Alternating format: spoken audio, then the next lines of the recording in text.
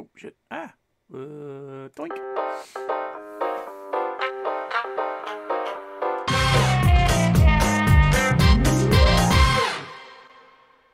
Hello, everybody. Welcome to Houston. We have a problem. It's New Year's Eve. It's Friday. You get me for just under 2 hours today because I'm going to be interviewing with Al from Boston in 2 hours at 4 o'clock my time.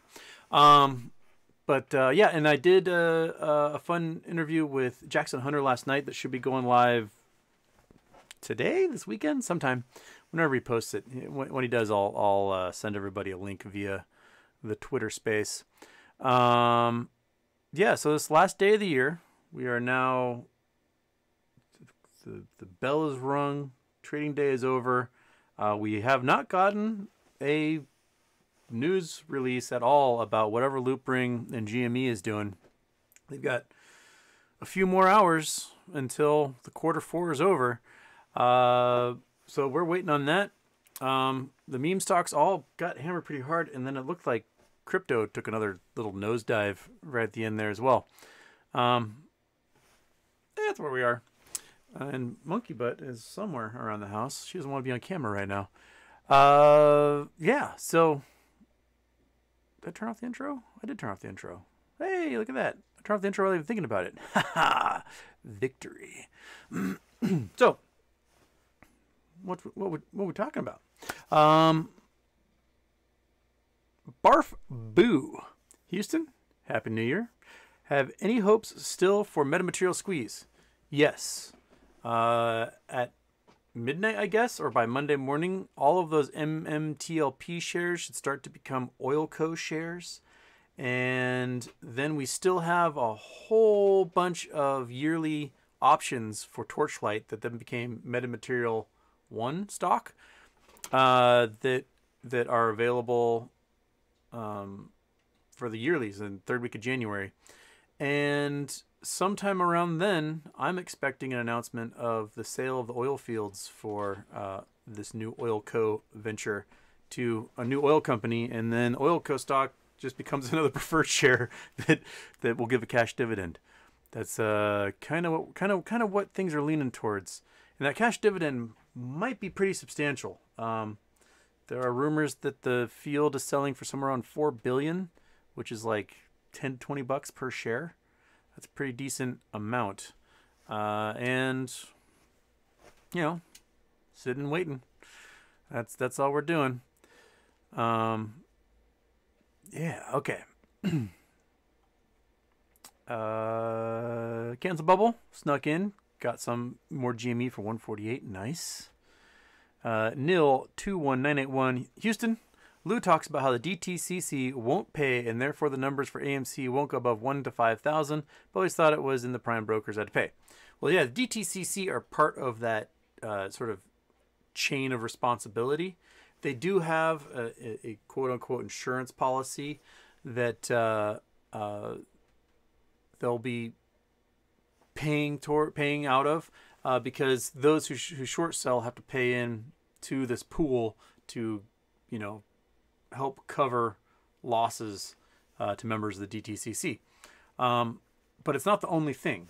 The prime brokers and investment banks that lend this margin, they too will be part of that chain. And they're the ones that can get bailed out by the government. Because if all of these banks are now responsible for paying the stuff out, and there's a credit crunch and a liquidity crisis, then the federal government pretty much has to bail these guys out. And they basically just print money until everything is covered. And it would probably be among the most expensive things the U.S. government has ever done if this MOAS plays out the way we think it is. So, yeah, Lou seems to have tunnel vision, thinks the DTCC is the only thing that will pay out. They are not. There's several groups along the way that also have to pay out.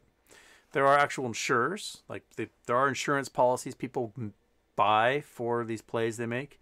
There are the DTCC funds. There are the prime brokers and banks, and then there's the federal government. Those are kind of the four big ones that will come into play. Monty! C Cost has no options. Can you confirm? Yes, the float is too small for Cost to have options. So they can't generate naked shares via options for costs. I've noticed that after most of the year being pretty steady with some bumps, some spikes along the way, that over the last month it's really been pushed down. But costs spiked at $127 intraday and like $60 something close last January. So they still had some weird stuff happening, even though there's no options for them. And my guess is that FTDs hit really hard for costs if you're generating naked shares just the printing way, because you can't cover them with options plays. So I'd be interested to see what's happening with costs on that. Hey, there you are, buddy. Did you eat your dinner or your lunch or whatever time it is? You must have. All right. Yes, you good dog. You good dog. There's a little ear in the monkey cam. Okay, get up there. Get up there. Yes. Yeah, because the float for cost is only like 2.5 million shares. So there's no options chain for them at all. Okay. Yes, rest in peace, Betty White. She was hilarious until the end. And she was supposed to have a big celebration cover of People magazine celebrating her 100th birthday, which comes up in a couple of weeks. But, you know, she didn't make it. But she will live on as a legend.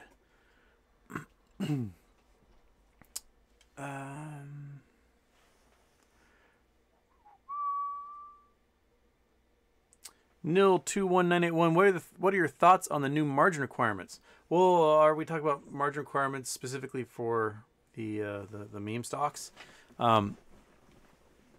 Those have been kind of in place more or less since January, where if you want to short things like GameStop, you have to provide a 3-to-1 collateral essentially for it. And other meme stocks, you know, Metamaterials falls under that. AMC falls under that. BlackBerry falls under that. There's a whole bunch of those stocks we've been seeing that have been shorted and popping and getting ridden to a squeeze that brokers will not let people do margins with them without putting up a whole bunch of money first. So that's you know, smart of them. If I were a broker, I'd be looking at what is happening with these stocks and be like, dude, we can't afford to let anybody continue to make plays like this.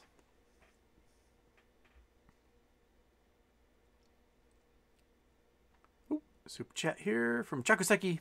Happy New Year to you and Monkey Butt. Tomorrow, could you ask Jason Hunter why he thinks AMC will squeeze given their float size? We talked about the AMC squeeze on our interview. So I already did I did the interview last night. It was recorded, and he's going to post it. But we talked about AMC, and both of us still think that AMC will squeeze. But we're sort of like we're on the same page that we are very like disenchanted with the leadership of AMC. That they haven't done the things they need to do to like be the play. I honestly thought back in June that AMC was going to trigger this whole thing, because with the float as large as they had and the price that stock was going to, you know, if it hit triple digits, the margin calls would have been across the board. And but then the leadership of AMC crashed the stock price and killed the rally, and it didn't become the play.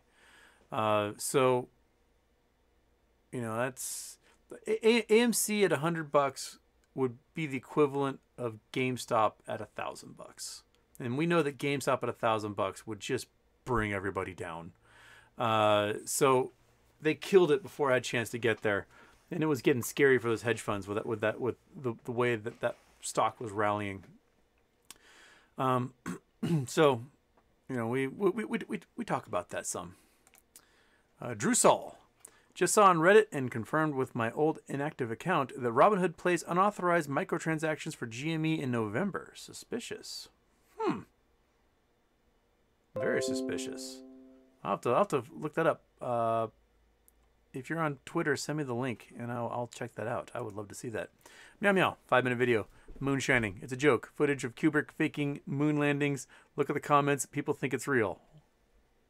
What?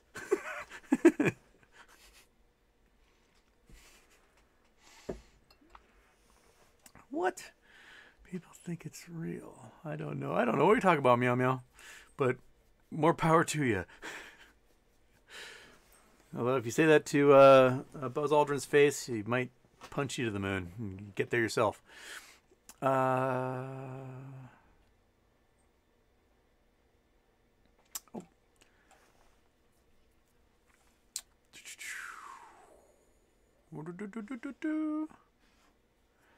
Man, Bull, Pig, Houston, Happy New Year. What can we expect when it comes to taxation for our MOAS attendees?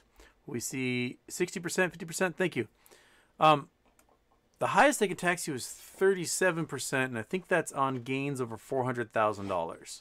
So you don't have to worry about that if you have gains over $400,000. Below that, it's a graduated tax, so progressive rate. So if your gains are like 20,000, I think you pay 10% taxes. It's not very much. I'll have to look at the exact data, but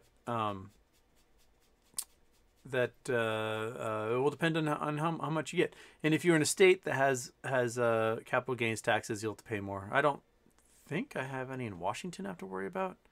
Washington only has property tax and sales tax. We don't have any income tax, or I don't think we have any capital gains. They've been trying to do some capital gains, but it keeps getting slapped down by the state legislature.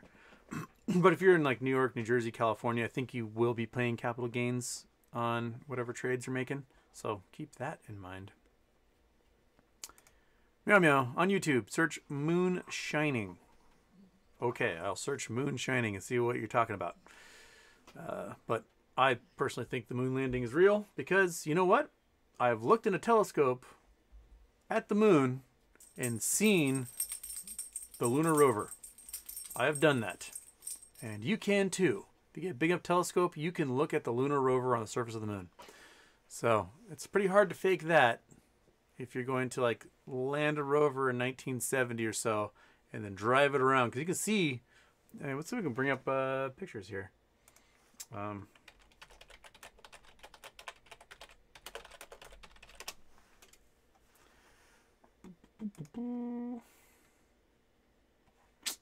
Let's go there. Let's go there. There we go. Okay.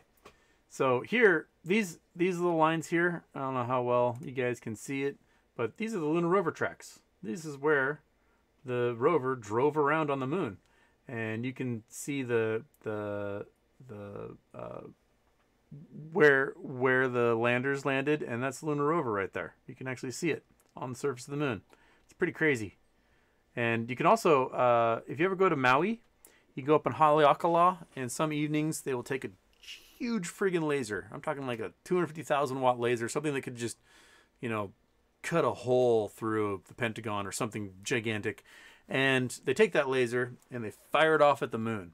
And the moon, and the laser, when it hits the moon, you know, it's diffused a bit, so the beam is now really wide, and it hits these tiny little mirrors that the Apollo astronauts put on the surface of the moon, and it reflects back these photons.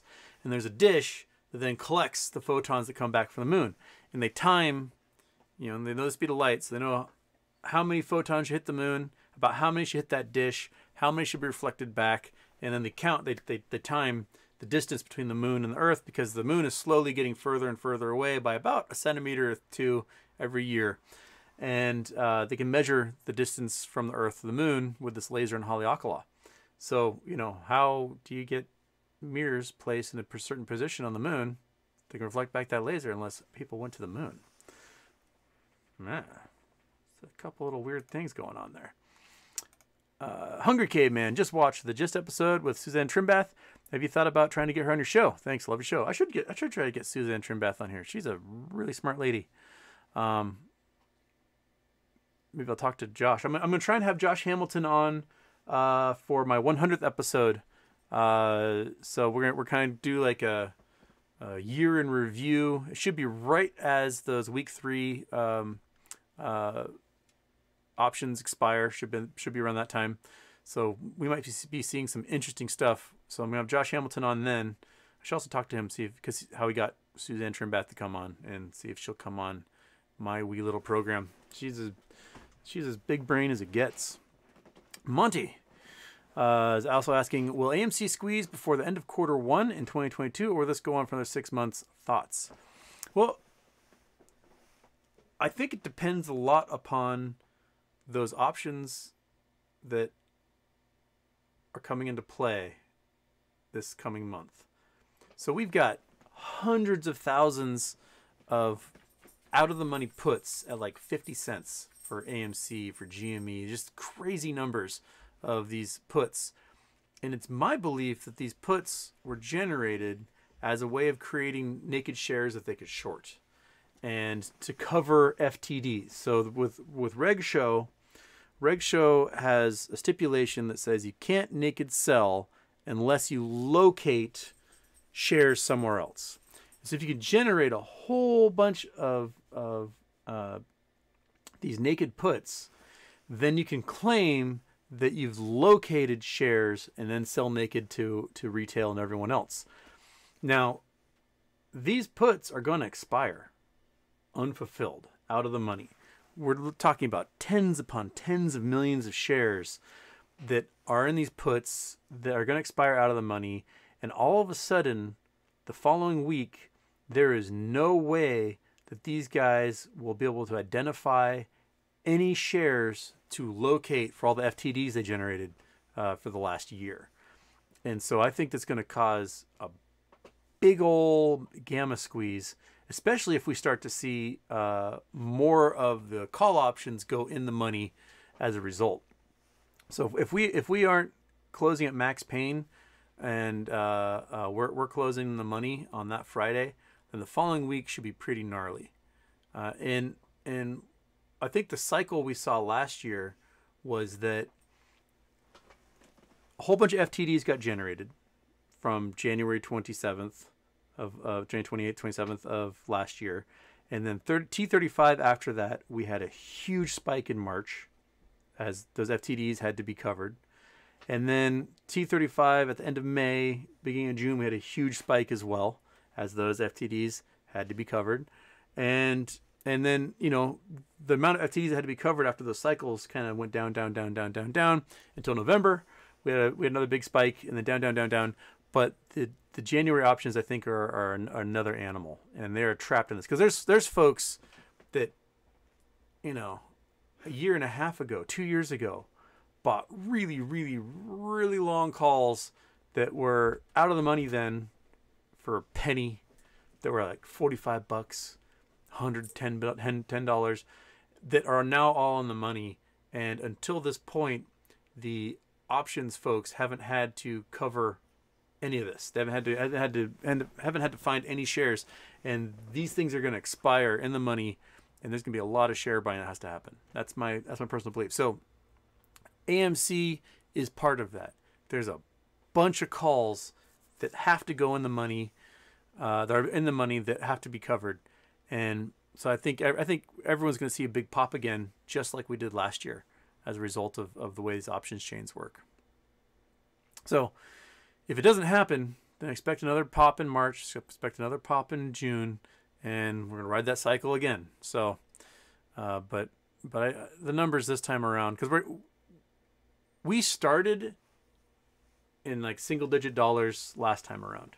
This time around, we're starting in triple digits for GME, double digits for AMC, and it's a different monster. So the floor has been elevated so much higher this time around. So I think everything's going to go puny pop that fourth week of January for sure. Meow meow. Best guess, what price do you think the options will take GME to? 500 or more? I think that's very possible. I mean, if we were able to shoot from $20 to almost 500 last time, and we're sitting at 150, 200 by the time we get into a meaningful portion of January, what's to stop that from jumping up, 10, 20, 30 times? And now we have way more people involved. So we might be getting a bunch of FOMO around that time, as people on Twitter and Facebook go, oh my goodness, this thing's a squeeze play again, and it starts making it back into the news. But this time around, we went from, 10,000 retail investors to 900,000 retail investors in GME in just the month of January last year. And now we're probably at, 4 to 10 million retail investors in GameStop. So there is definitely something bigger happening this time around than last time around. But you can't ignore the fact that these guys that we're fighting against are sentient beings, and they're going to try to do whatever they can to defeat us. So, they're going to try squirrely stuff, and we're just going to buy and hold. And hopefully exercise options to make that gamma squeeze get bigger and bigger and bigger and bigger.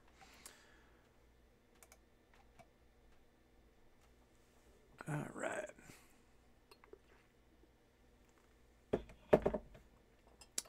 Adrian, when are these hedge funds going to report their losses? I think that might be when it all starts. Maybe. Well, the quarterly reporting's coming up. That's going to be probably first week of February for a lot of these guys.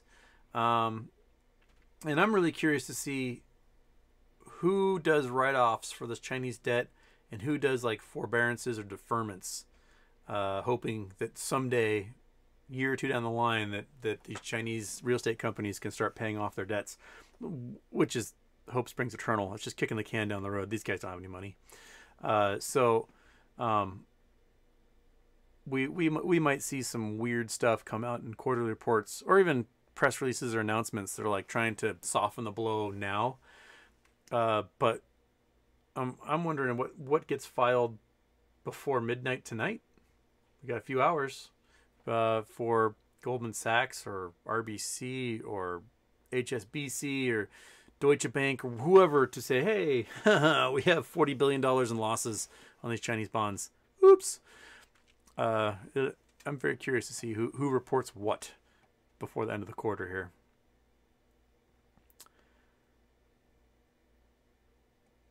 Michael Harrow, Houston. Why do famous people die before New Year's Day every year? I don't know if I've ever noticed. I mean, they die. Obviously, everyone dies. But, I mean, maybe it's like, oh, I just cannot go to another New Year's party. And check out. I don't know. That's a good question. I'll have to look at that. Monty, reverse repo today at 1.9 trillion. Holy smokes. Dude, we're across the 2 trillion mark. When reverse repo in like September 2019, it hit like 50 billion, and there were articles like, oh my gosh, what is going on? This is crazy. And now we're just annihilating that record daily. The numbers are just silly. I mean, maybe they're stocking up all this cash so that they've got $2 trillion they can dump on the banks when the time comes. So maybe this is sort of like an emergency rainy day fund that the government is setting up for these guys.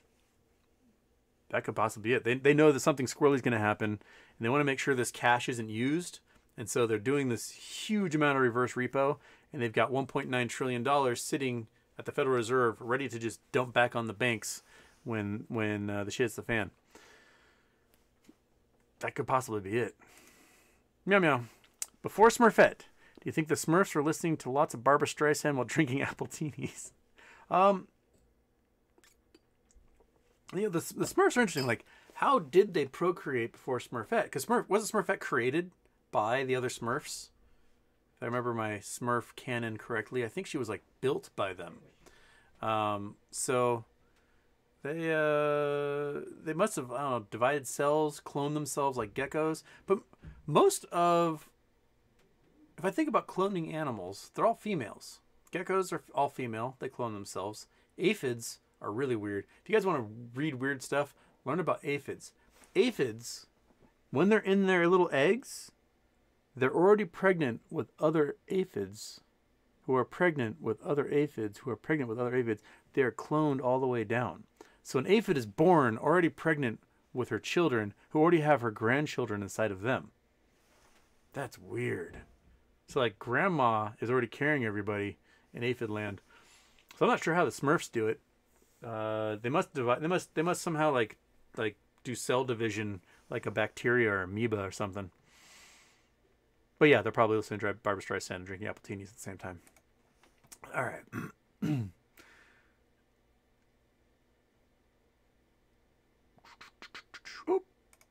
Josh Pepels, could we potentially mine something from every planet in our solar system? Do they all have usable materials? They don't all necessarily have usable materials. Like, there's not much we can get on Mars. Mars has ice water. There's frozen ice, and there's CO2 frozen in the poles. But there's not much mineralization for, like, economic materials, rocks and other minerals on the surface. It's basically basalt, and basalt is oceanic rock, and oceanic rock is what's in Hawaii. It has a high iron content, but it's really hard to get the iron out of it. So, you know, there's a reason why the Hawaiians were a Stone Age people before Western contact, because they just didn't have access to metals. So you're not going to get much out of Mars. There's lots of water on things like Europa or Ganymede or moons like that. If we need hydrogen and helium, we can suck them out of Jupiter or Saturn.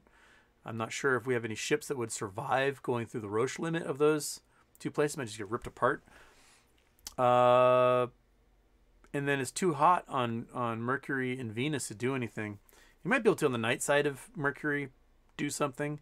I'm sure there's a huge heavy metal content in the soil of Mercury just because it's such a dense planet. Venus is full of sulfuric acid, and it's like 900 degrees Fahrenheit, so like nothing survives. The longest we've been able to land anything was the Russians. The Soviets landed a couple of probes on the surface of Mercury, and they lasted for like 15 minutes before the sulfuric acid and pressure just crushed them. Our best bet is the moon and asteroids. Those are probably the two most economic things. Monty, do you think Russia will invade Ukraine and China will invade Taiwan in 2022? I think they'll saber rattle. Whether they'll actually do it, I mean, Russia's already invaded Ukraine. So all this talk about, oh, Russia invaded Ukraine. Russia invaded Ukraine in 2014. There's been Russian soldiers fighting there for 7 years now, almost 8 years now, in eastern Ukraine. But they just deny it. That's the difference. The difference now is that they're positioning a whole bunch of troops on the border and will admit to the invasion they've already done for the last 7+ years. It'll be 8 years in January. China, you know, if they're going to do anything, they're not going to do anything prior to the Olympics. I mean, Russia had the Olympics in Sochi in 2014, and the Olympics are over, then they invaded Ukraine. This time around, we got the Winter Olympics in China. Well, I'm going to go for Taiwan. But I think China going for Taiwan militarily would just be a global suicide mission. There'd be so many missiles and bombs from all sorts of sides going everywhere. You know, just make Taiwan a member of NATO. Done. No one invades NATO countries. Make Ukraine a member of NATO. Done. No one invades NATO countries. That is, I think, it'll piss off China and Russia, but what are they going to do about it? Invade a NATO country? No. So, I don't know. But will they invade? I'd give it long odds. I'd say 30-1 chance that China invades Taiwan. Higher odds that Russia actually invades Ukraine officially this time around. But China's got a lot of issues at the moment, and trying to fund a war might bring them down a bit. They've got supply chain issues. We know that. They've got food issues. They're stocking a huge amount of food right now. For about 1.5 years worth of food, they have stocked for their population. But, you know, this is grain, soy, rice. But a garden hose can destroy all of China's food stores in a day or two. And, you know, they're battling the new rage of COVID as well. And it appears that the Chinese vaccine does nothing for people with Omicron. So all of China now is susceptible to this incredibly rapidly spreading virus, and there's going to be lots of shutdowns going on in China. And combine that with the fact the real estate market's collapsing, so they're losing 30% of their economy. That's just getting eaten away. They're going to be facing a lot of issues, and Taiwan might be a rallying cry for them to try and unite everybody behind them, but that can only last for so long before everyone else in the population's like, whoa, hey, we're not getting food anymore. We have no money. Our men can't get laid. Rage. So, yeah. Oh, shoot. Did I miss? Oh, Libor. Sorry, just from Dex. Thoughts on the end of Libor and transition into SOFR on interest rates, potential future margin calls. So if you guys don't know, the Libor is the London blah, blah, blah, banking blah, blah, blah, blah. And it was a arbitrary system for establishing lending rates for central banks around the world. And now we're on the SOFR system. And the SOFR system is basically an algorithm. It looks at all these rates for lending institutions around the world and then just sort of sets it and ties it to that for a set period of time. It is much different. Libor was kind of chaotic, and we didn't know where it was going, and it was rife with error and human input. So I think it's going to be different. I'm not sure what that will mean for margin calls. It may mean that we have a more rapid variable rate for lending for a lot of these groups that we didn't quite have before. That if they're borrowing stuff in variable rates, they may see change on the daily rather than monthly for a lot of it. I'm curious to see how SOFR works out for everyone in that case. I'm definitely curious. Bullish on Houston's second intro. Hey, HW. Thanks for a great informative year. Wish you and your family a superb 2022. How optimistic do you feel about MOAS seeing 2021 outcome? Cheers. I think this month is going to be big. That's what I am putting my stamp on that. I think week 3 and 4 this month are going to be absolutely nuts, and we're going to start hearing about GME in the news again, and everybody's going to be just like going wild. I think this month's going to be huge. Those yearly options, I think, make a big difference for how many are going to go in the money and how many of those weird naked out of the money puts that have been being used to cover these FTDs just expire, and what does that mean? Like, how many shares are they going to have to buy? Because remember, these puts can be used multiple times over. So if there's 135,000 put contracts that are out of the money at 50 cents, that's 13 million shares. Now those 13 million shares, those can be the location for hundreds of millions of FTDs. Because remember, the way Reg Show works is someone wants a naked short, they call a guy. They're like, hey, Bill, I hear you got 13 million shares of naked puts.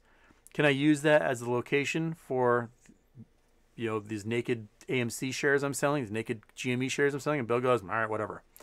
And then another guy from a hedge fund calls, hey, I hear you got these 13 million shares. And they might have assigned or attributed the location for 10, 20, 30, 100 different naked plays have been made. And so when those things vanish, poof, at 4 p.m. Eastern Standard Time on January 21st, then does that just delete it from the fields of all those FTDs, and all of a sudden, boom, the T35 expires on them, or they get put into the notice goes out to the brokers like, hey, you're going to have to start liquidating to cover all these things and to close these positions for these guys. I'm really curious to see what happens with that. Okay, while I was yakking there, I missed Cameron Mirza. Do you see a tweet from Loopring? Wag me what you figure is going on. I have not seen a tweet from Loopring. Wag me. Let's go there. Let's see what we got. Loopring, wag me. Wag me.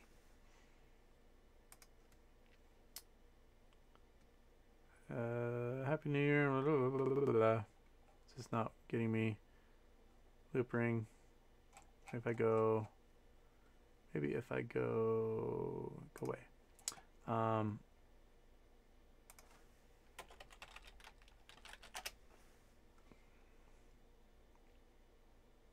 don't know what tweet I'm looking for here. If you still haven't created your Loopring wallet, use my code, blah, blah, blah, whatever. That's not. I'm not seeing it. Send it to me, and I'll take a look at it later. Otherwise, I don't know. Okay. Just from Dex. Can the DTCC try to wash their hands from paying by claiming the insured committed fraud, and it's not on them? Happy New Year. I mean, they can try, but the problem is those are their members. And if they don't help their members out, then all their other members can go, why am I a member of this group? Right? So part of the reason why you join is for protection. It's like, hey, be ashamed something happened to your storefront. And so we're looking at, like, if they don't protect their members, then there's no benefit to membership. And they just killed their entire business model. So the DTCC is not going to liquidate all their members the way it was written before, that there's like a $70 trillion insurance program. That was with the understanding that there's $70 trillion in assets under management of their members, and that since their members are responsible for other members if they go under to help cover positions, that potentially there was this huge thing. They have changed the rules since then, restricting the amount of liability the other members have over their comrades. And what they did was they upped the amount you got to spend to do these short plays and to trade on margin, and they also upped the amount that gets invested, or sort of like dues that are paid towards a slush fund that can help cover collapses of members. But that is different than saying like, hey, we got to liquidate Bank of America and whoever else, Goldman Sachs and all these other guys, because got to liquidate them because a couple hedge funds went under. I don't think that's the play anymore. I think everyone is like, federal government's going to take care of it, and that's where we're going. Gerardo, say that right? Spatuzzi. Gerardo Spatuzzi or Gerardo Spatuzzi? I like Gerardo. Ciao.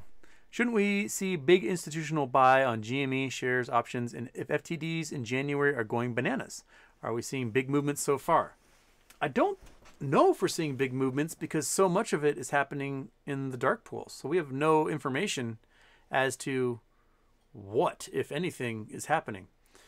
We get some data on how much of the dark pool action is, but we don't know with whom, the volume of individual trades, the prices, all that stuff is completely hidden from us. We may see perhaps, if we look at January, can we look at January 2023?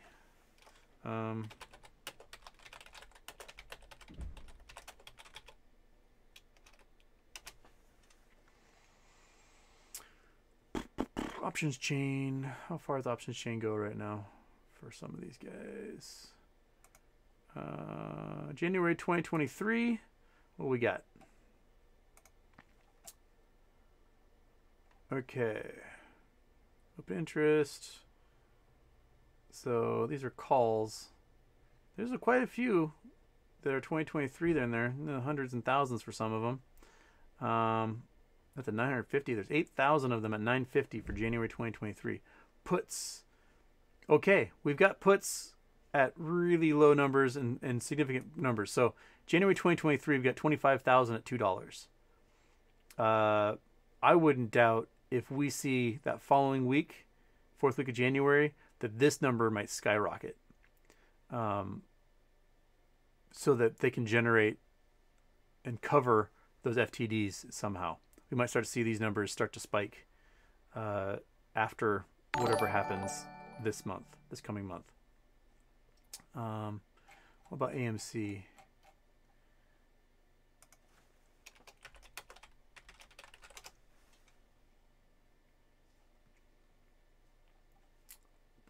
Where'd you go? Oh, come back. I totally searched you wrong, didn't I?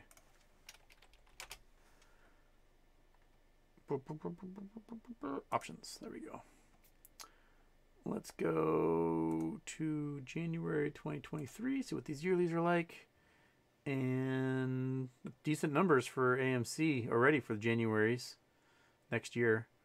12,000 at 145. That's crazy. And then puts, we already have a boatload at 50 cents for AMC. So my guess is, yeah, we'll see these numbers really start to go up for out of the money puts at stupid prices. There's no reason anybody should have 30,000 contracts at 50 cents for AMC. AMC is not going to 50 cents. It just isn't. Nor GME's not going to $2 ever again. That's not happening. So whenever you see these big numbers, that's the silly, stupid guys that I think are generating naked shares to allow them to short or cover positions that they already have going on. Yeah. So, goodness. Okay. There you go.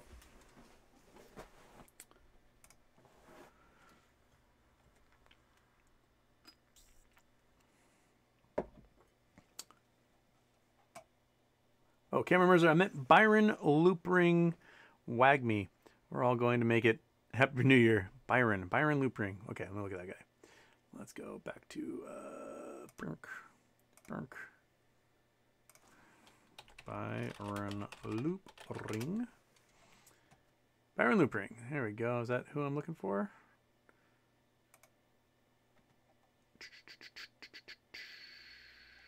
Where? What? Wagme.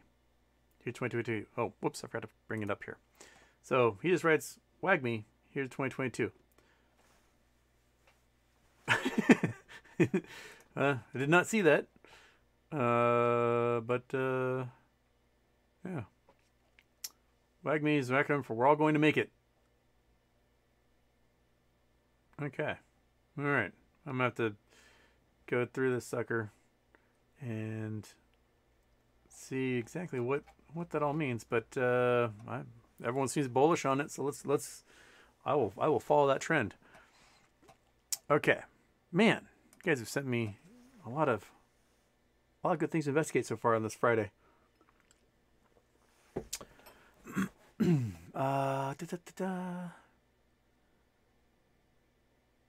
Tom Zerlatka, is January most likely, or will they find a way to kick the can? They're going to certainly try. But if the price action gets to a certain level, I don't think they can kick the can. I think that if, you know, they're supposed to have a limit of about 30-to-1 margin. So if they've got $1 billion, they're allowed to borrow and play with $30 billion, which already is completely irresponsible. If that liability grows beyond 30-to-1, grows to 40-to-1, 50-to-1, 60-to-1, as a result of a combination of two things. As a result of assets under management shrinking, so the money, the capital they have on hand, the value of it shrinks from, I don't know, Chinese bonds evaporating, blue chips having a big sell-off, stuff like that, then their liability grows. And if the short plays they've made, they're underwater by another 50%, 100%, because the price of GameStop goes to $500, $600, $700. AMC goes to triple digits. Cost goes to $80. BlackBerry goes to 50. If all of these plays grow a whole bunch, then all of a sudden the prime brokers have to do margin calls. Say, hey, you got to come up with cash. You got to come up with something to make these assets larger. And if it's happening while these banks that invest in these Chinese bonds have to do huge write-offs, then the cash might not be available. And they may not be able to go out and panhandle the other funds, be like, hey, Citadel and Point72, can you send us a couple $1 billion to meet our margin requirements? They might not have that money. They might not be able to. And if that happens, then forced liquidation happens. And if forced liquidation happens, there is no plays they can make. They basically, their computer terminals turn off, and all their employees don't have access to the exchanges. because the brokerage is taking over and selling everything they own to pay off their obligations. And that's what we're hoping for.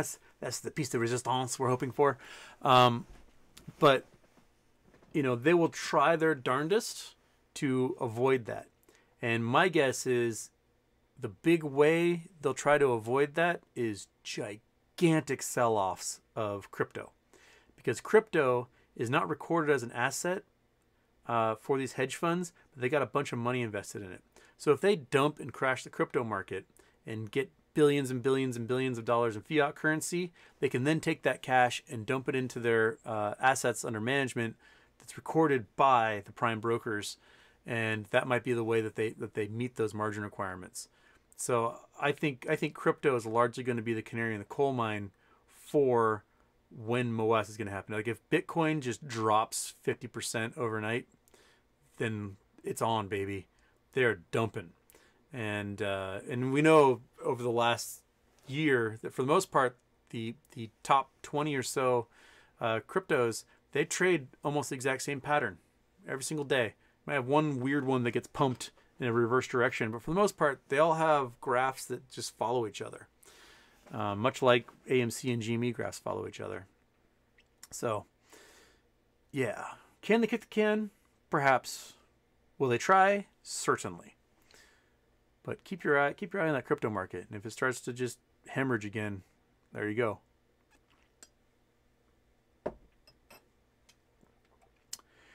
Okay, I'm only 40 minutes behind in the chat. Fantastic.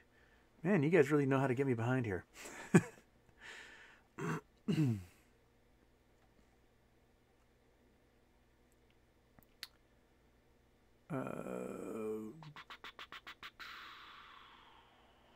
Aaron Celentine, so explain the metamaterial squeeze with MMLP preferred shares. So the MMTLP preferred shares, those were the placeholders for either the cash dividend, or if they didn't sell off all their assets, it would roll, by law, it has to roll over into a new stock. And so that's what's happening. They didn't get the sales done of all the assets in time. So it's rolling over into a new oil company called Oilco. And it appears that Oilco may already have a buyer lined up, but the buys for oil fields don't happen until the early weeks of the first quarter of the year. And we have a couple of oil guys that pop up in the chat every once in a while, so they can correct me on that if I'm misstating. And then Oilco will either cease to exist or get absorbed by another oil company. And right now, with oil prices the way they are, the Oregon University lands oil fields are profitable, and they have something like 3 to 4 billion barrels in proven reserves. Which, if we go to, bing, turn you off. There we go. If we go to here, and we talk about, 4 billion barrels, right? We've got 4 billion barrels at, $70 a barrel on average.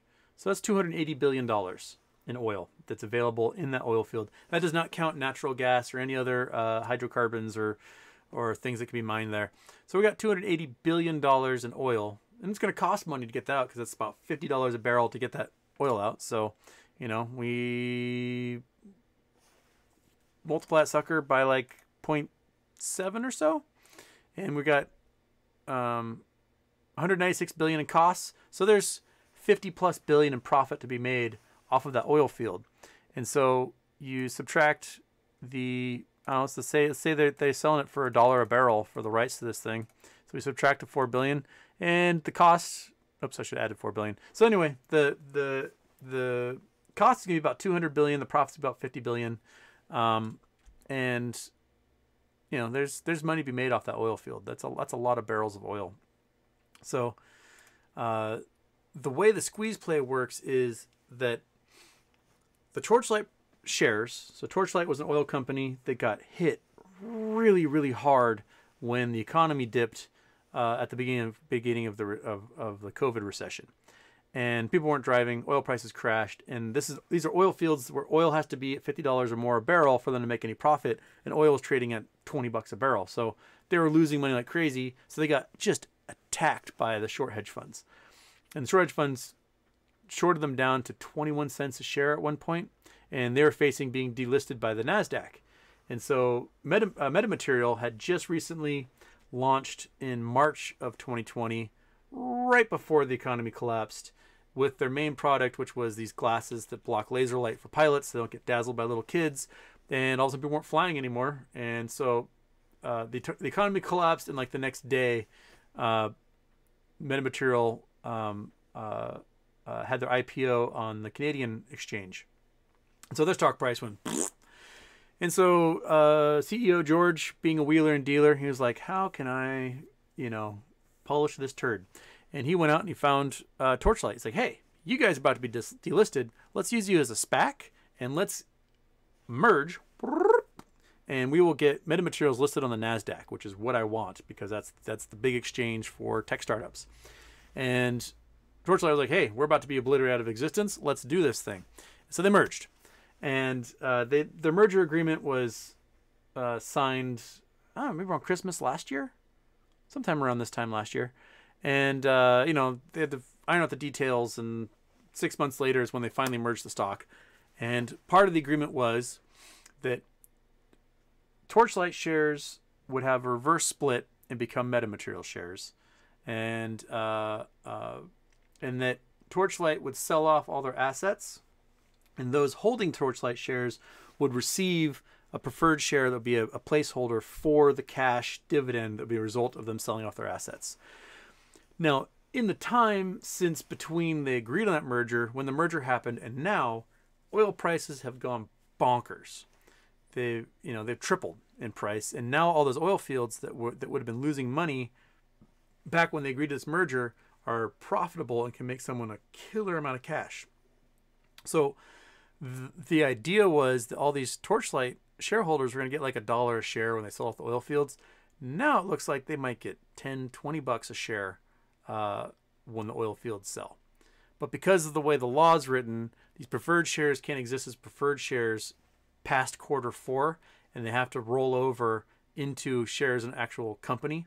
So they became they're as of midnight tonight, they're going to become Oilco shares, and that's what's going to happen. Is that there's a temporary company that's being formed called Oilco, and that temporary company is either going to get bought or have their assets sold and then disappear again. And that's the longest way I could actually tell that. So hope you guys followed along while I was weaving that thread there. Yeah. So that, and then the squeeze part comes from the fact that upwards of 1 billion shares of Torchlight were shorted. They didn't close those positions. We had a bit of a spike during the merger where Torchlight went to like $11 and Metamaterials went to $21, I think. But the positions weren't closed. They were getting continued to be shorted during that time. And if they're smart, they would have been closing after the price dropped since summer. But these guys so rarely close anything. Their goal is to drive it to zero, that they don't actually close. So now we have a whole bunch of naked Torchlight preferred shares and a boatload of options. Let's see if I can. Let's go MMAT1. Is that right? MMAT. Torchlight. Yep. Okay. Let me go here. Let's see if we can. Oh, that's not. Maybe it's MMAT-1. Nope, that is not. Where's the freaking MMATA? Is that? Where's the option change for? Nope, that's just regular. I don't want regular metamaterial. I want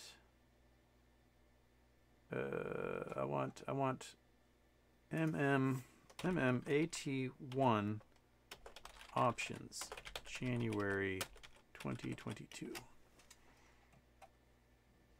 Oh, metamaterial.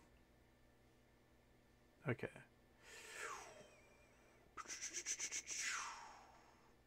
Okay, it's from July. That's not what I want. Where are you?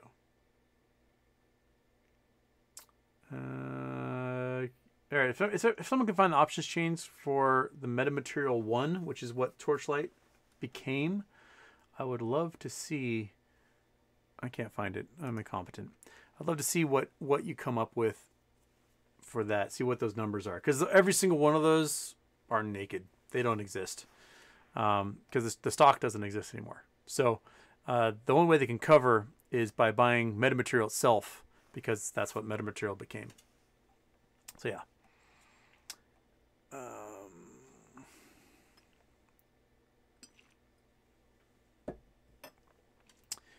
Meagle, Houston, didn't you buy Sears? Aren't you a millionaire now? Did Sears do weird stuff today also? Sears holding Q. It's back up to 2 cents again. It's bouncing around. I mean, 1, 2, 1, 2, 1, 2, 1, 2 all day long. No, I'm not a millionaire. I'm waiting to see what happens out of bankruptcy court and whether we get any preferred dividend out of that. Because they still have like billions in real estate.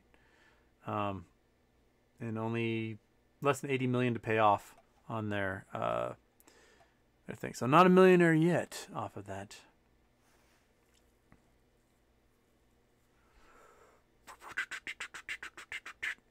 B, hey Houston, what's going on with the lawsuits, legal issues with metamaterials? That's all bullshit. Carrington, I think, is the hedge fund. So this is what they do. Carrington comes out with this big Twitter thread and press release about, oh, we are shorting this stock. They are garbage. They have no future, blah, blah, blah, blah, blah. And then their lawyer buddies go, we're doing an investigation into this stock, and we're going to possibly do a class action lawsuit. And their goal is to drive the stock price down. That's exactly what they did with CEI. That's how they work. And if I were the SEC, I would be investigating for possible collusion and RICO charges with how they're doing that. That's what they do to these stocks. They identify one, they short the shit out of it, and then they come out with all this bad press, and it's organized, and they have their lawyers announce that they're going to do some sort of investigation. Who gives a crap if their lawyers are going to do an investigation? That means nothing. If the feds are doing an investigation, that has some merit. But if some law firm is like, we decided we're going to investigate this. Who paid you to investigate that? Right? Like who is paying your bills to say, hey, you guys should investigate this thing? Either put up or shut up.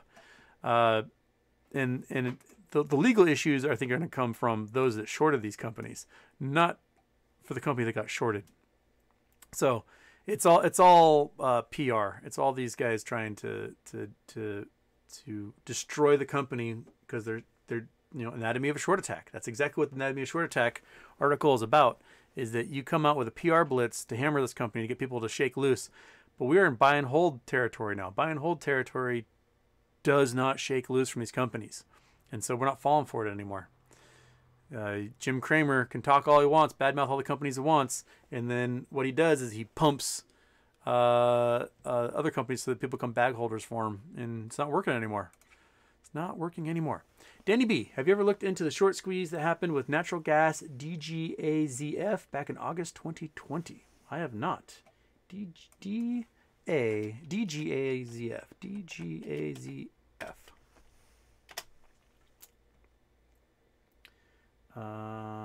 Natural gas. This is from the street. Oops, let's go there. Okay, so how's a delisted triple leverage inverse natural gas exchange traded note? Oh, I forgot to put the actual Chrome on. That will work. Okay.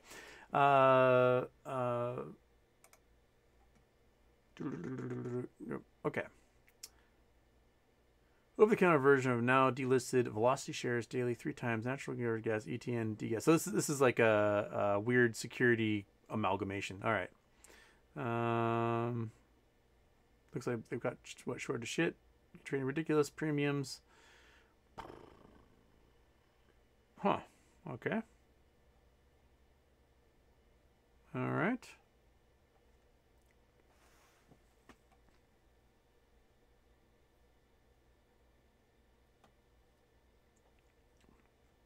How'd it happen? So delist decided to delist degas and let it drift the OTC market instead of just closing it altogether. So Credit Suisse was like, well, just delist this thing and naturally it will die. And then I guess people must have held.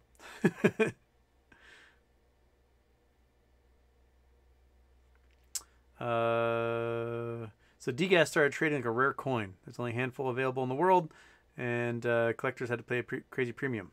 So that's okay. So did they do a reverse split? Is that what happened?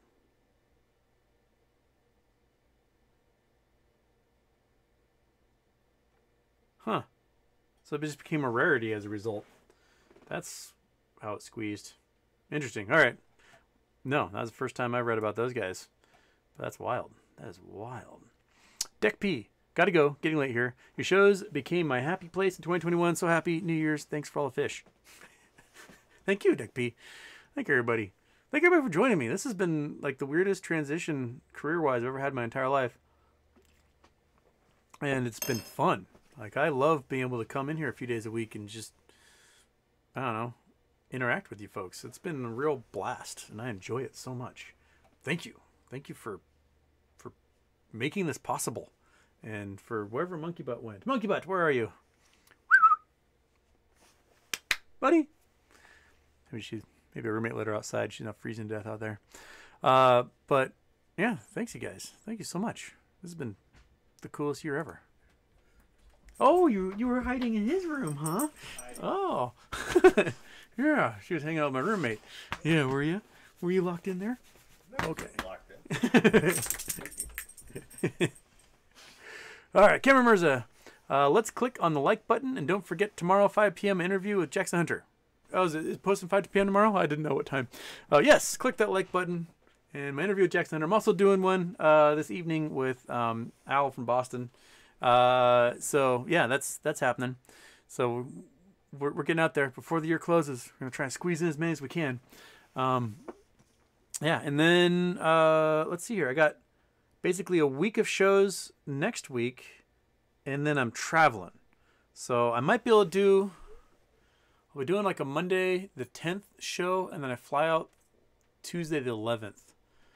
So I'm not sure. I'll get in a weird time Wednesday the 12th in Switzerland and probably sleep for like 24 hours. And then I'll figure stuff out from there. So it might be like a weird staggering of shows that happen. And I cannot plan at all for the month of January because I'll be skiing all day. And then I'll be staring at my brokerage account all evening because weird stuff's going to start happening in January.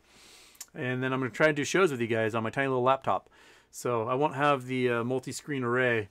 And so I will be counting on you to maybe I'll set the phone up on some sort of pedestal. But you know, and while I'm there, I'm going to try and do an interview with Jackson Hunter. I should try and see if I can get Suzanne Trimbath in here. Anyone else? I do want to like bring Rocky Outcrop and Jamie from Trade Spotting back in. I love those guys so much. Maybe I'll have a three-way with Rocky and Jamie on Zoom, and we'll get that aired for you guys. Yeah, so those things coming up. So you know, we got a big year coming, big month of weirdness. But I am getting my skiing on. It's been too long, and I need to hit the slopes. Turn my legs to steel again. Okay. KMCC, ever been to Philly? I have not been to Philly. I've been to Pennsylvania, but I've driven through Philly. That doesn't really count. Like blasting through a city on the highway, that doesn't count at all. But no, I've not quite explored Philly yet. I've got a cousin in Jersey who is getting married in June, so I will be smack dab between Philly and New York. So I'll probably try to visit both while I'm there, because I got people in New York I want to see. I got people in Philly that want me to actually visit them someday. So, KMCC. Looks like in 6 months, I'll be in Philly, perhaps for a day or two. Okay. I'm only an hour behind on the chat. Not too shabby. But I think now it's gone so far that I cannot get back to where I was. Jennifer Lopez's middle finger chats. 50-cent puts are the basket for variance swaps. There we go. Boom.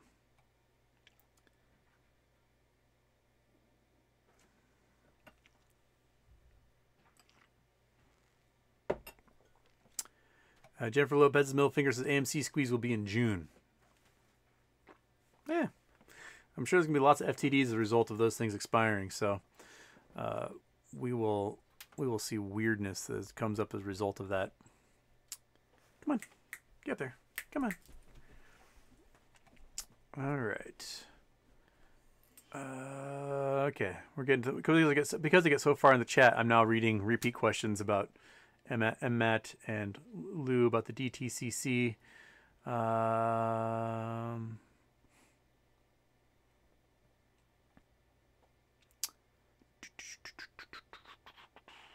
Smurfette was created by Gargamel. Ah, okay, Cancel Bubble. Thank you for correcting me on that one. Smurfette was created by Gargamel. All right, I knew somebody like built her in a lab or whatever. I knew that was the case. It's been a long time since I've seen anything with Smurfs. Weird little Smurfs. I worked in a restaurant with this lady.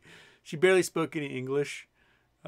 She was from Puerto Vallarta, and she was obsessed with Smurf porn. It was the weirdest thing. She was always like showing people Smurf porn on her phone. It was the weirdest. Like, cool. More power to you. But she loved it. She was just obsessed with it. It was, you really couldn't say like, I'm going to talk to HR about this in Spanish because I know how to say that. So we just rolled with it.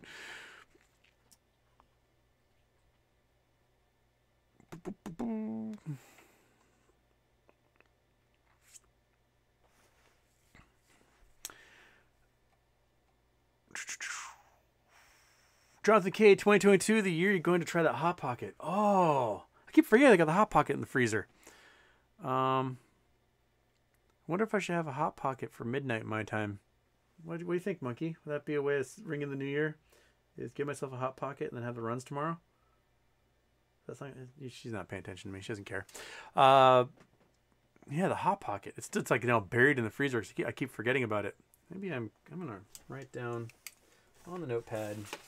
Hot Pocket. Hot Pocket. New Year's Hot Pocket. Okay.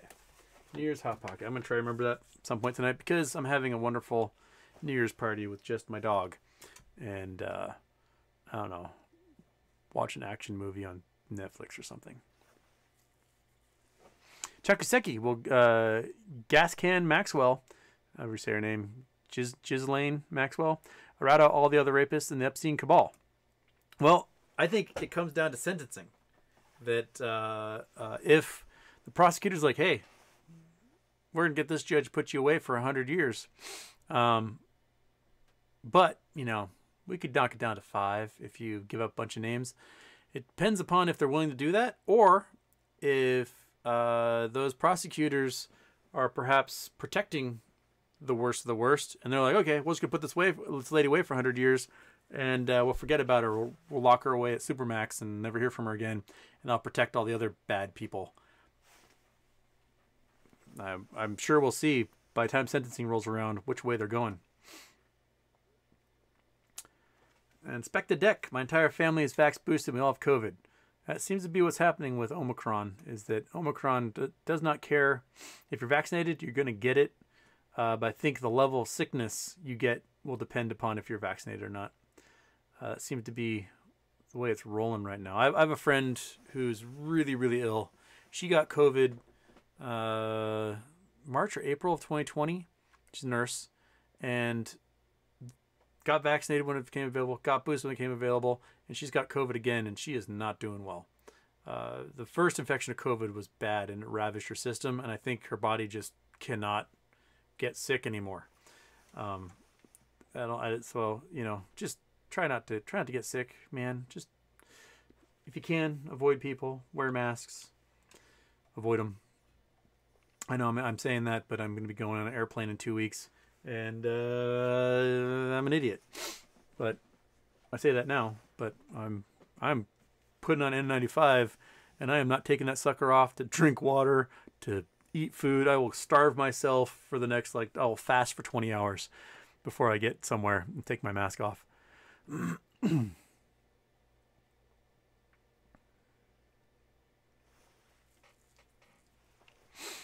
Jone de Jesus, Philippines was forced by government to take Sinovac vaccine, which is a Chinese vaccine, instead of Pfizer, Moderna, and Johnson & Johnson. No wonder they're having huge spikes now.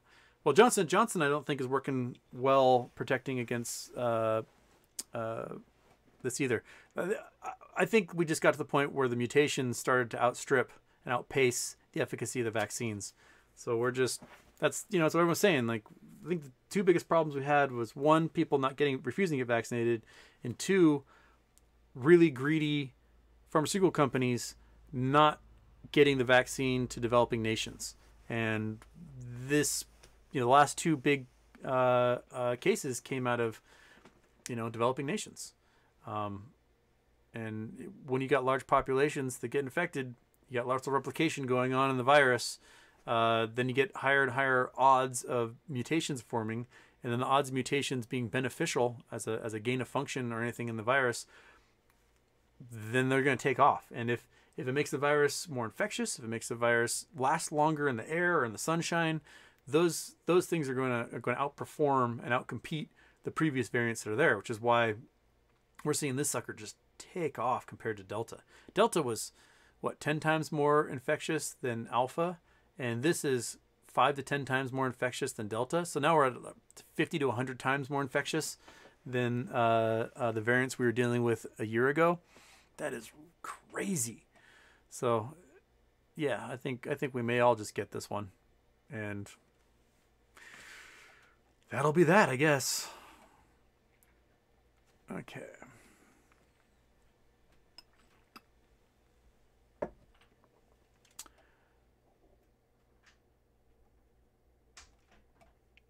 Bill Coyne, Wall Street Journal. China warns Walmart against removing items made in Xinjiang. That's the province where the Uyghurs are, I believe. Interesting.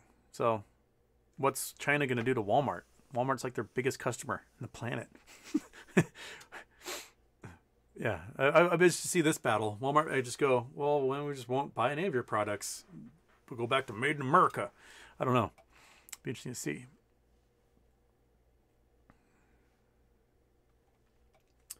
Oop, super chat from Wild Cat Strike 3. I know you've mentioned flat earthers before. Do you think the flat earth movement may be a social experiment to prove what people will believe? Ooh.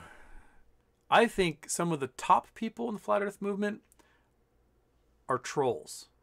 I don't think they believe in it in any way. I think they just like being devil's advocates and contradictory and arguing, and then seeing how many people they can take down with them. I think that a large portion of those flat earthers are somewhat devilish or sociopathic in that way. They know the earth is round.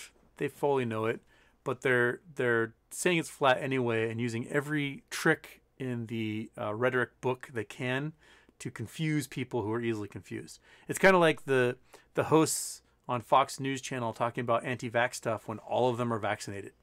Every single person at Fox News is vaccinated. You've got anti-vaxxers like Candace Owens talking about, oh, don't get vaccinated. Candace Owens is vaccinated. She's gone to vaccine-only events. Michael Kennedy. No, sorry, not Michael Kennedy. Robert Kennedy Jr.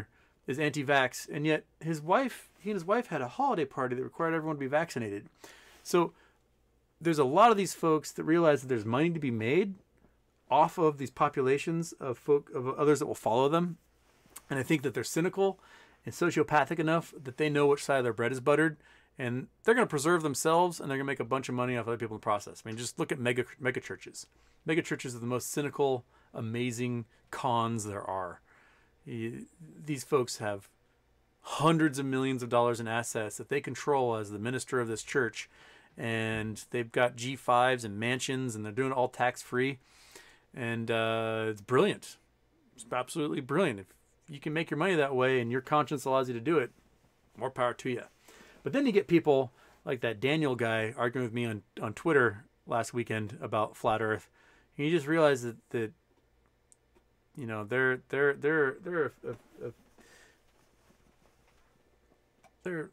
little short. They're a little short in there's not very many tools in that shed. There's not too many pieces of silverware in the drawer. There's rocks in their brains. That guy does not know what's going on, and he owes me $1,000. So if you're watching Daniel, you still owe me $1,000, by the way, for proving how solar eclipses work. So yeah, if you guys run into Daniel, tell him he owes me $1,000. Or say, just tell Daniel, like, hey, let me borrow your phone for a second, and then, Venmo me the $1,000 he owes me.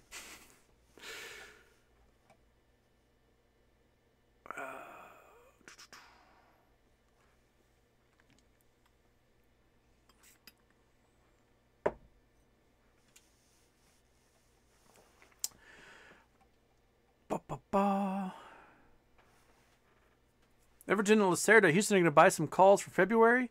If I get some cash on hand, I need some more cash on hand to be able to make some plays at the moment. Don't quite have those money makers.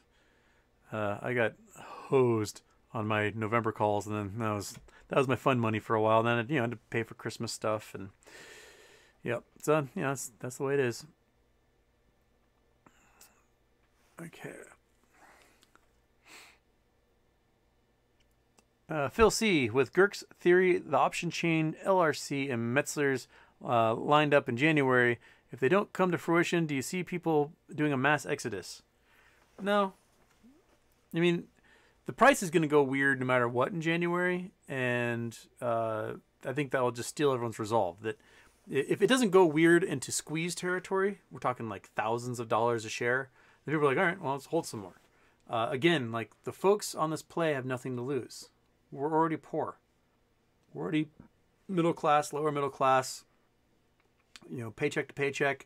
That losing our money in these plays does not change our lifestyles in any way for the majority of us. There are some silly folks that invested more than they can afford to lose. They mortgaged their house and dumped $100,000 into these shares. I don't recommend doing things like that. Don't ever invest more than you can afford to lose. But for the majority of us, we eat ramen noodles. We eat macaroni and cheese and hot dogs. We aren't going out of our way to buy Maseratis and vacation homes and, diamond tennis bracelets for our mistresses. We're not those kind of people. The folks we're battling are. They don't know what it's like to, eat beans out of a can. They've never done that stuff before. They were born on third base, and they got the silver spoons in their mouths, and they don't know what it's like to struggle to survive. And so they're absolutely terrified of the prospect of having to live like us. And we're already used to living like us. And I think that's the biggest benefit we have, is that there's nothing they can do that can actually hurt our lifestyle, because we're already there, right? Yeah. So if the price goes to $350 again in January and then sells back down at $140, we know that the squeeze is still on. We know that they did not close their positions, that nothing got closed, and it's still going to happen. And it's really, really hard to shake us loose. We're used to this roller coaster by now, and we're not going anywhere. Daphne Berry, Happy New Year, Houston. Do you have any ideas on who we can pressure on to start installing carbon eater systems to reverse climate change ASAP? Man, I don't think private industry is going to pay for it. I think it's going to have to be the purchasing power of governments to develop systems like that. And it's not the only solution. The other solutions are, we need to plant trees. We need to plant lots of trees in lots of places. We need these things sucking up carbon all over the place. So, we've had weird friggin' weather. Over Christmas weekend, it was 65 degrees in Kodiak, Alaska. It was 60 degrees in Chicago. People were wearing shorts and t-shirts Christmas Day in Chicago. We've got wildfires destroying a huge swath of Colorado right now that should be covered in snow. It's weird. There's weird stuff happening. We used to have a tornado season, and now we've got tornadoes just happening all the time year round. When people talk about like climate change, I think the climate has changed. There's no reason it should be 65 degrees in Kodiak, Alaska on December 25th when you only get like 2 hours of daylight. There's no reason for that. It's weird. It's totally weird.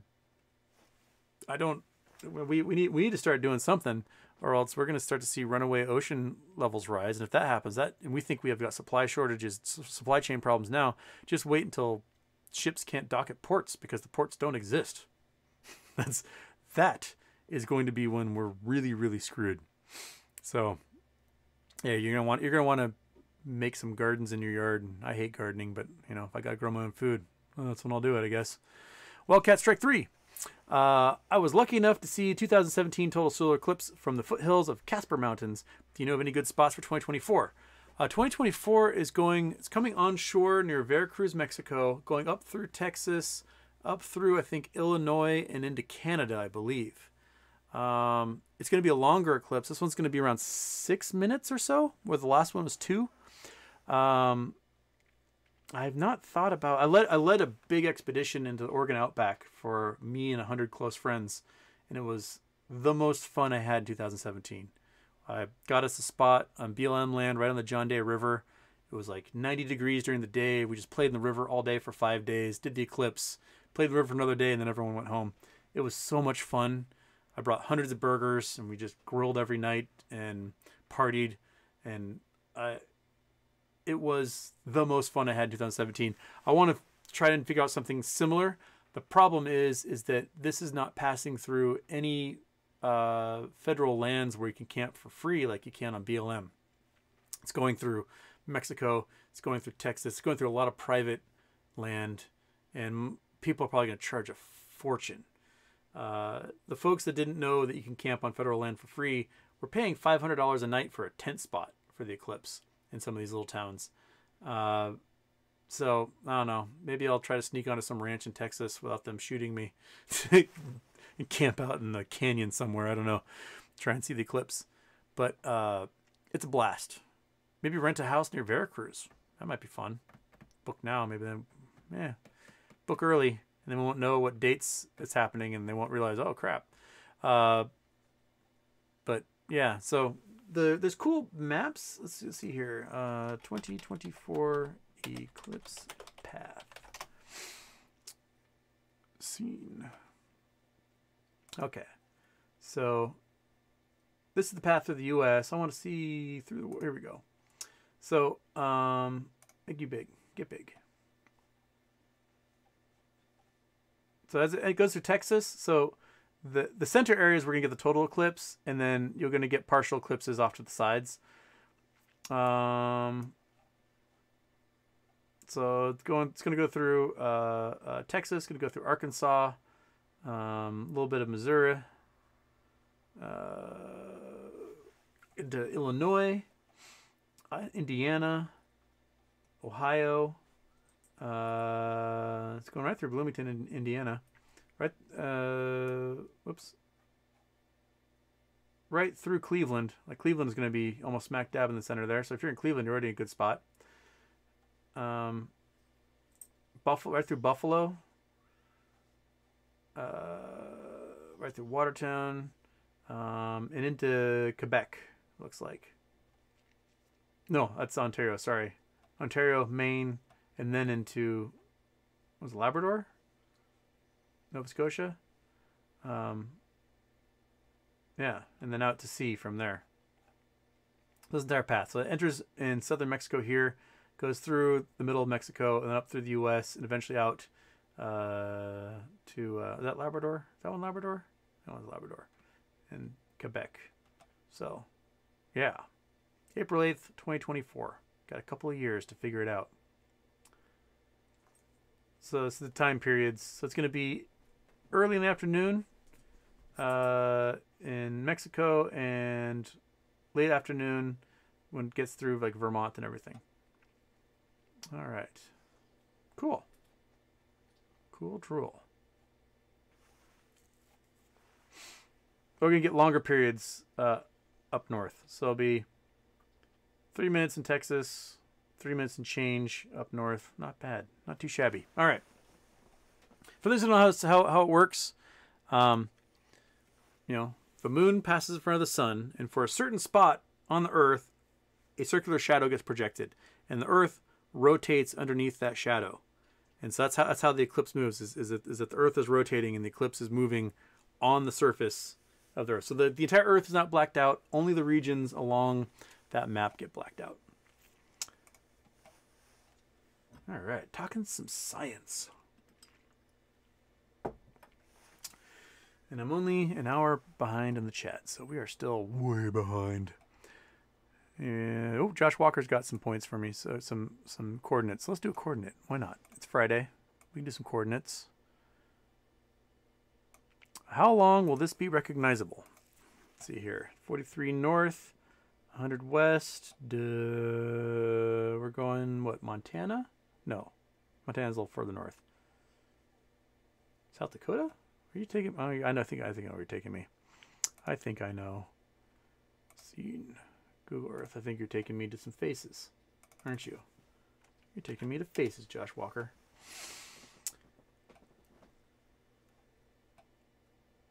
Yep, there we go. Mount Rushmore. So, the faces of Mount Rushmore. Josh Walker wants to know how long they'll last. So this is in granite. Granite is known as the Rock of Ages. It takes a lot to weather this kind of rock. So my guess is that it'll be fairly recognizable for hundreds, if not thousands of years. So yeah, the faces in Mount Rushmore. The faces are here along Mount Rushmore. This is like kind of the viewing area.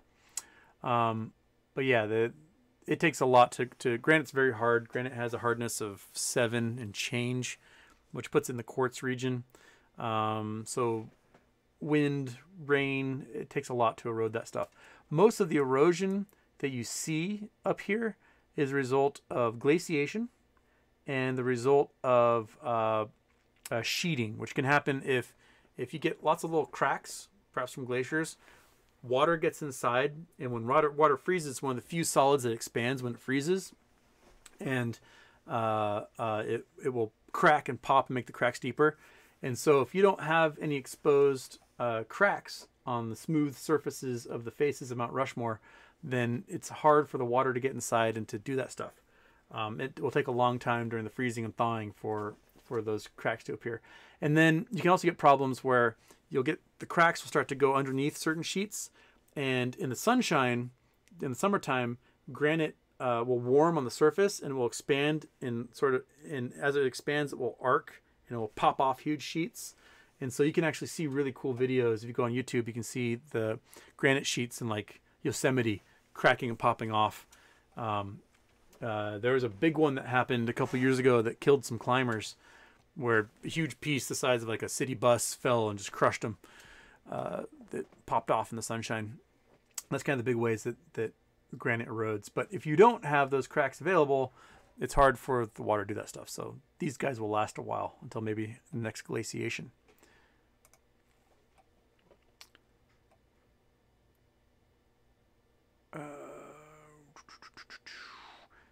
Cheeked Rico, Houston, did you see them picking on Melvin Capital and the talking head getting cut off? Predictions for 2022 and what January will look like for MOAS-wise. I did not see that, but Melvin posted a 41% loss on the year, which if you are a billionaire, Melvin only has like 16 customers or something. If you are a billionaire and you lost 41% of your money during a market where if you just took your money invested in the S&P 500, you'd be up like 20%, I'd be pretty pissed. I'd be really pissed. And Plotkin and the Melvin guys, they might not exist soon. I would not have my money with them. I'd be like, peace. Give me my cash back. I'm out. Yeah.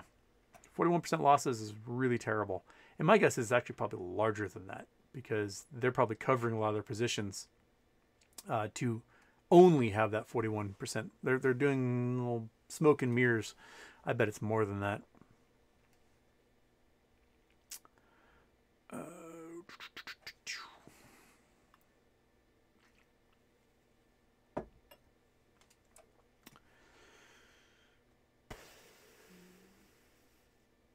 And Rolnick, Houston, Happy New Year. I'm stuck isolating a hotel in Florida with COVID. Oh man. Sent my family home without me, only to have them get sick when they got back. Man, I think everybody's getting this one, man. That's my opinion. I think everyone's gonna get it, and just hopefully when you do get it, it's not gnarly.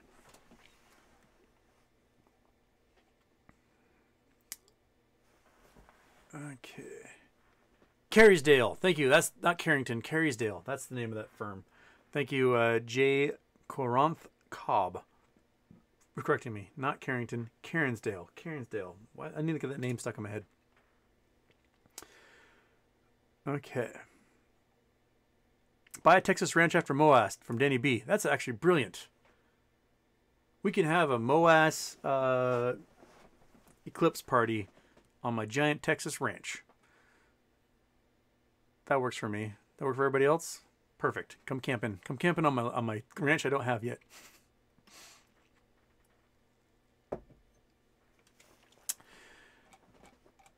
Okay.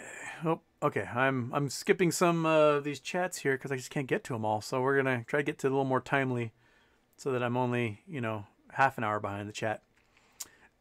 Excuse me.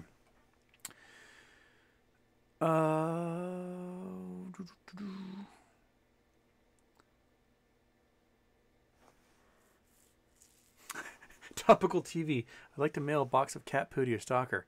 That'd be fantastic. Mail it to Vans somewhere in the woods, Washington State. Hopefully it'll get there. I don't know.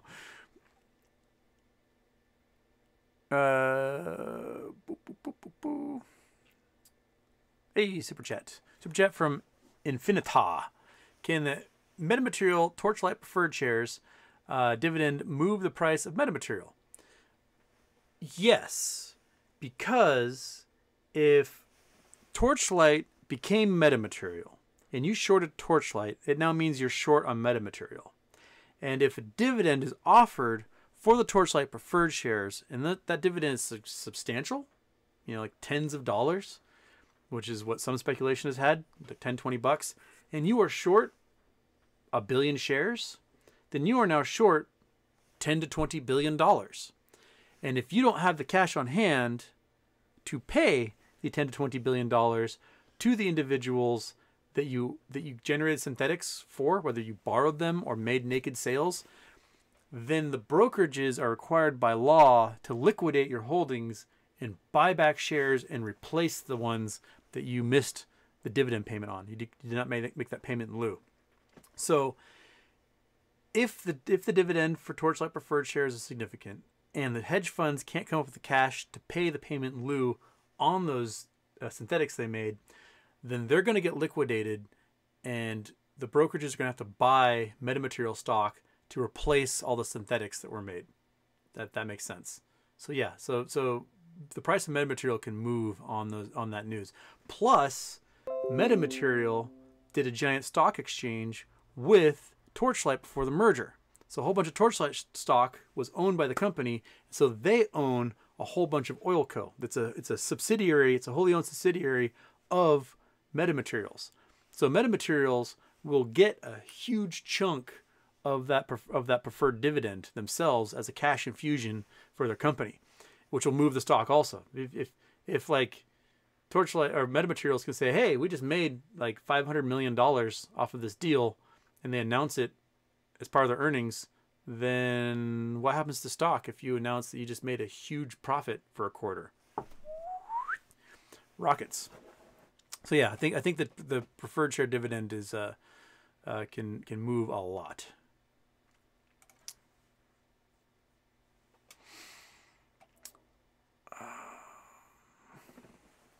Simon Marsh, Happy New Year, Houston. I'll buy you a few beers if you're ever in the UK. Well, don't buy me some beers. Buy me some sweet Coca-Cola, because I'm a square.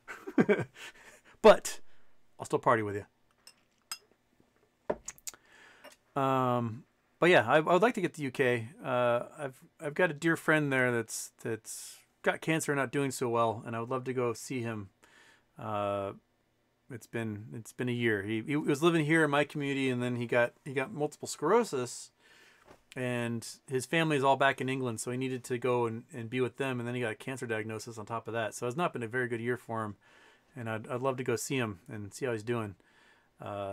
But it might be a little bit before I get back to the UK to do that. So hopefully he improves some so I can go see him.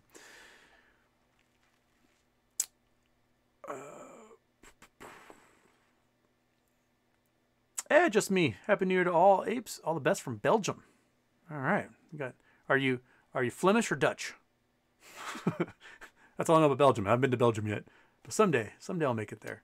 When I was playing baseball in Austria, we were supposed to do a tournament in Belgium, and then I tore my elbow before we ever made it, so I didn't actually get to go visit Belgium.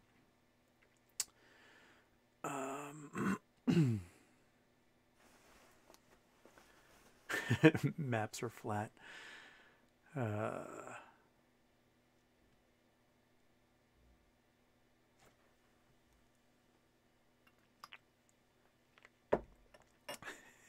Everyone's just talking about flat Earth. Gotta get past the flat Earth stuff here.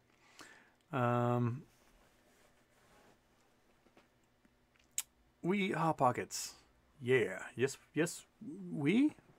I mean, I'll try to eat one tonight. I'll try to eat one at 11:59 tonight if I time my microwave correctly, and the roof of my mouth will come out at midnight, and that will be that.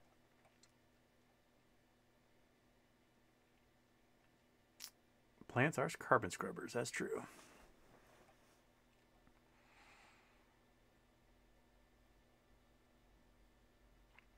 Jordan Kimmery. So you want to engineer the Earth to suit your ideal temperature? That sounds like that'll work out well. I mean, or the Earth gets. Right now we're engineering the Earth to an unideal temperature, so that's not working out so well for us.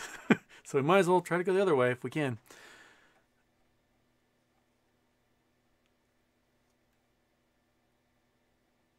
BTW brand 2017 Eclipse was awesome. I posted it up in the center of it, overlooking a lake, so I could see the shadow racing to me at 1,000 miles an hour.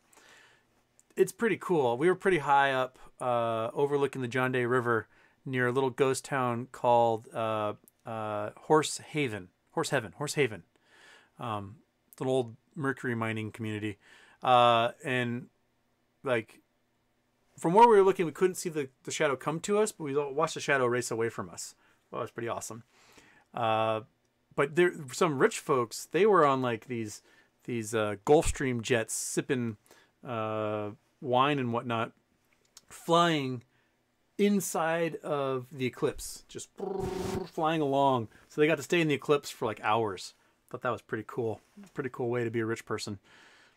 That's the stuff that the hedge funds we're fighting get to do, and we will get to do maybe by 2024.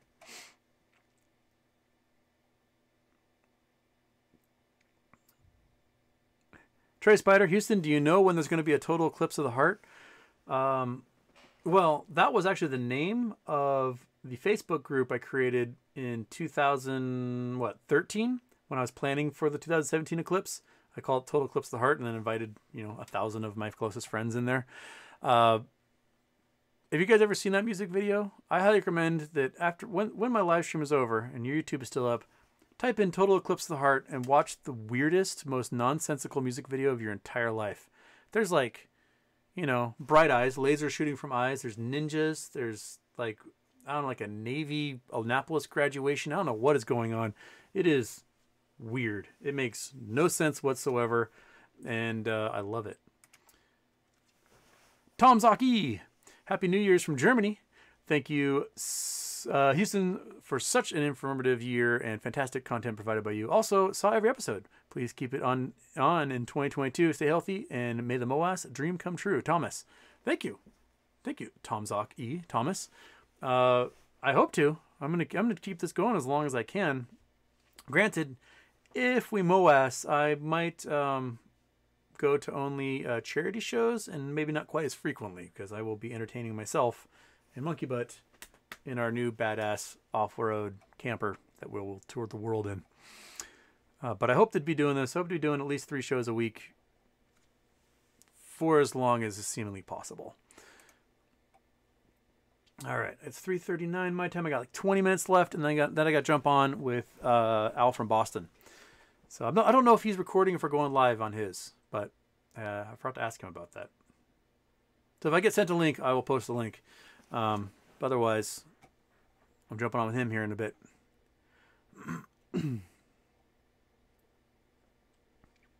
Wildcat Strike, I'm thinking Texas has the best chance for minimal cloud cover for the eclipse. Probably right. April. I have no idea what the weather's like in April in Texas. I've never been in Texas in April. I've only ever been there when it was like the surface of the sun in the middle of summer. So those of you in Texas who might be watching, what's the weather like in Central Texas in April? Michael Agero, Houston, do you have any interesting New Year's resolutions? I've never really done New Year's resolutions. I do want to get back to the gym, but that's just not happening until like COVID isn't as rampant. I was doing really well in July. I had like put 10 pounds of muscle on, and then Delta came in August, and I stopped going, and I've not been back since. It would be good for me as a old, decrepit man to get swole again. But my guess is that that's going to be months away still. So it's just taking the dog for walks. That's my exercise. Right, monkey? As you are bored out of your mind, and I've got another like hour or two of this sitting in front of the computer talking. Yeah. So I would. That's probably the closest thing I have a resolution is to eventually make it back to the gym and become, you know, a stud muffin again. I miss being a stud muffin. I liked being a stud muffin.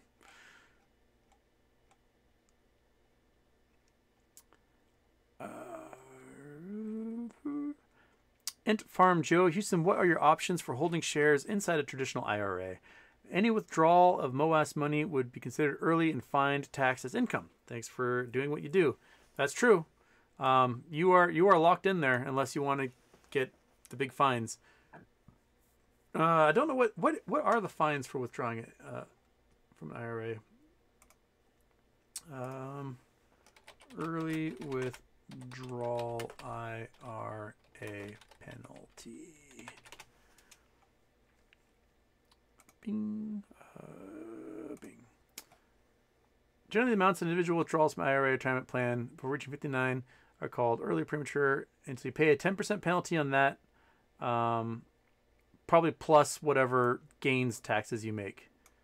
Okay, 10% is not so bad, but it depends on if you have to pay the IRS taxes on it as well.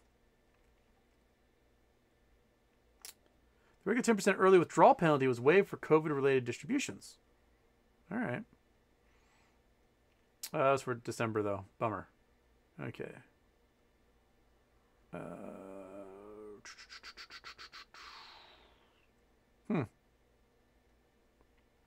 do you waive it?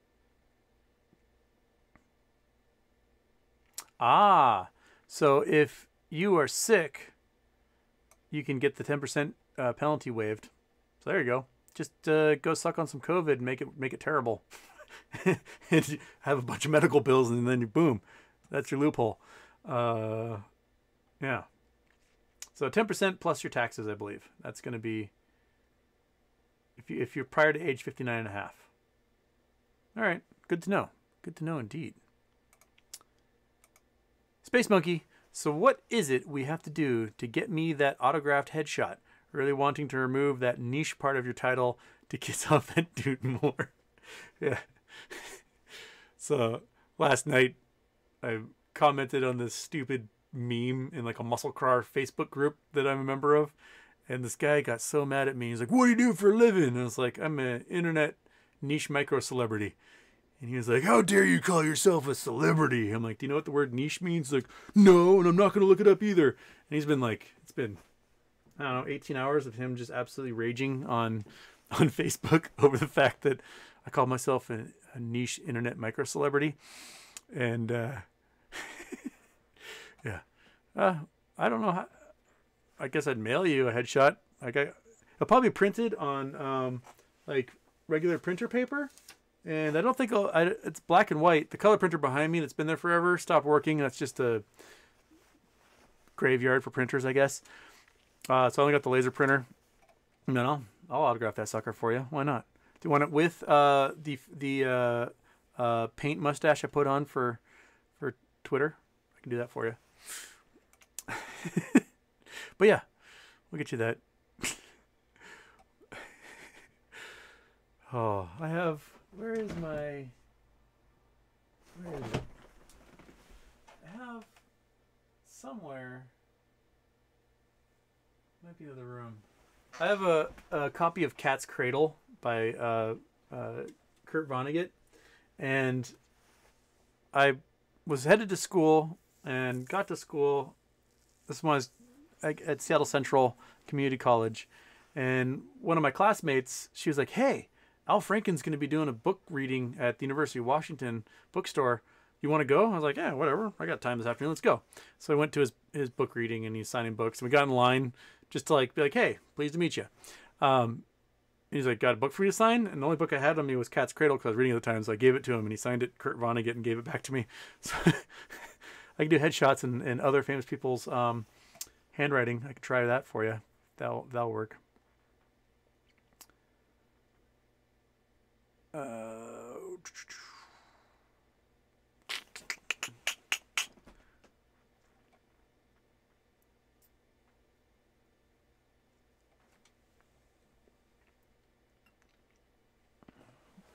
Daphne Barry Houston, what is your preferred source or sources for early info on good play stocks to trade, shorter stocks that are a good bet to invest in, etc.?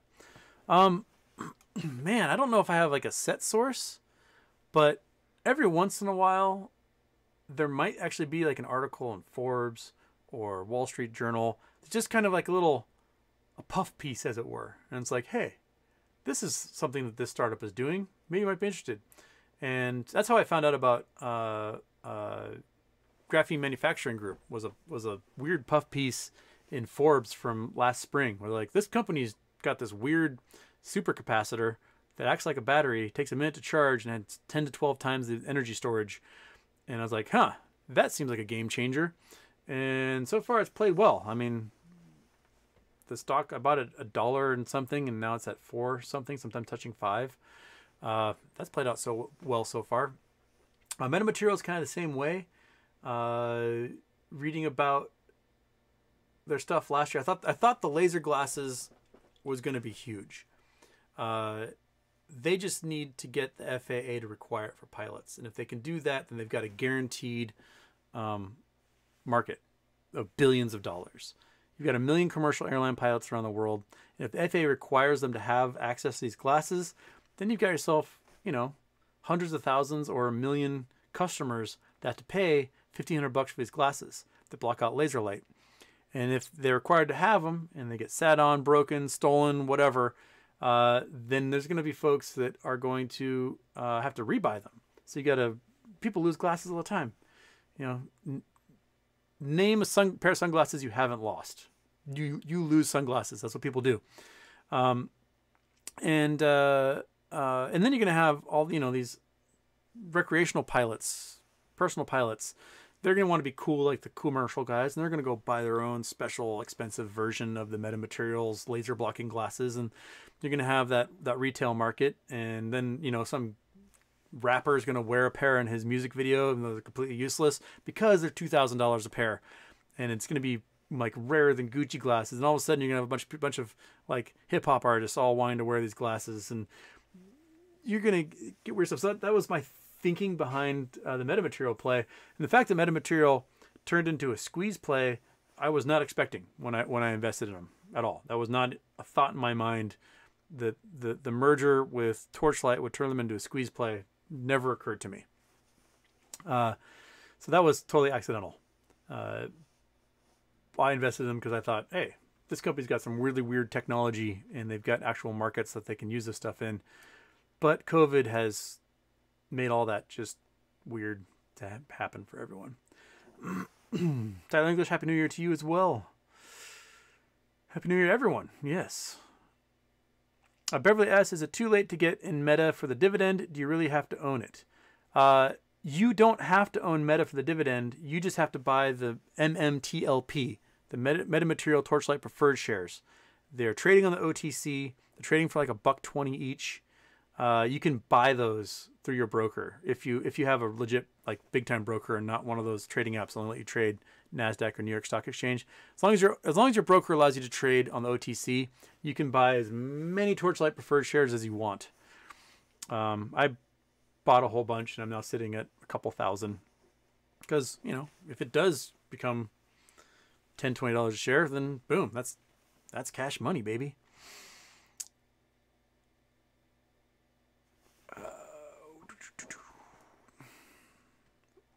Oops. All right. Michael Ajero, Houston, if you were ever asked to throw a commemorative first pitch at a baseball game, would you throw your knuckleball or just throw a simple strike? I have actually thought about this. Because there's so many terrible first pitches at baseball games that just go haywire.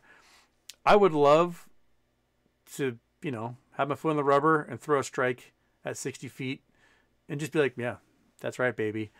But I would also love to put a shitload of movement on it so that whoever is kneeling there is like, whoa.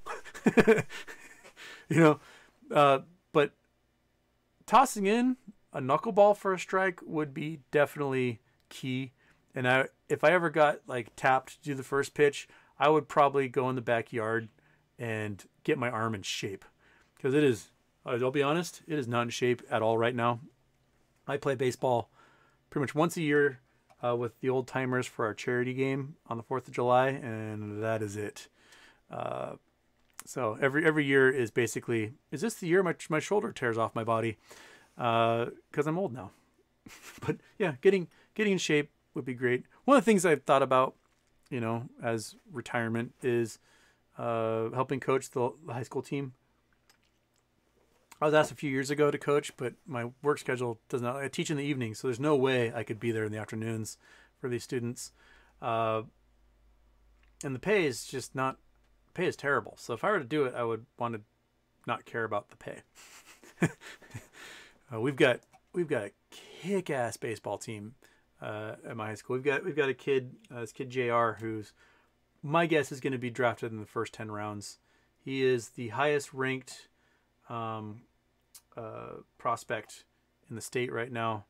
He is an absolute monster. He's throwing mid to upper 90s with just insane control and movement. He threw a couple no-hitters during the abbreviated COVID season last year, and I have no doubt he's gonna have a full ride any college he wants to go to. But I wouldn't doubt if I would doubt if he gets picked in the first 5 rounds and gets a gigantic bonus as a result of that. But they're going to be an insanely good team this year if COVID doesn't destroy the season. Danny B, you've probably been asked this before, but what are your price predictions for GME? Do you still think 100,000 shares easily achieved if enough hold? Yeah. Once the squeeze happens, seeing 6 figures on GME is, I think, really easy to see. I think people that sell in that peak are going to see millions of dollars a share. And let's remind, not everybody is going to see that. Not all of us are going to be in the peak of those sales. But enough of us will be that they will be legends. And I hope that I am one of those that manages to sell a share somewhere in that absolute stupid high peak. But that's why I've got my ladder system. That, I want to sell my first share at $100,000, put a limit order for the next share at 50% of that, limit order for the share after that 50% higher than that one, and work my way up until I get somewhere in that peak zone. And when I feel as though it might be ending and I've got shares left, I might just dump them at that point and be done. If the volume gets to the point where over the course of what we consider the MOAS, we're looking at 1.5 to 2 billion shares have traded. That's my conservative estimate for how many naked shares there are for GameStop. And if I see that volume approaching that point over 5, 6, 7, 8 days, that might be when I just go hit the eject button and buy my Earth Roamer and drive around the country with monkey butt.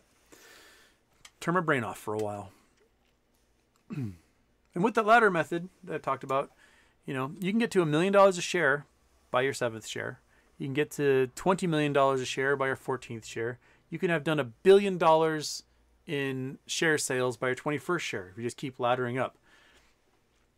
Will we get to that point where I'm selling shares for tens of millions of dollars? I don't know, which is why I'm laddering up.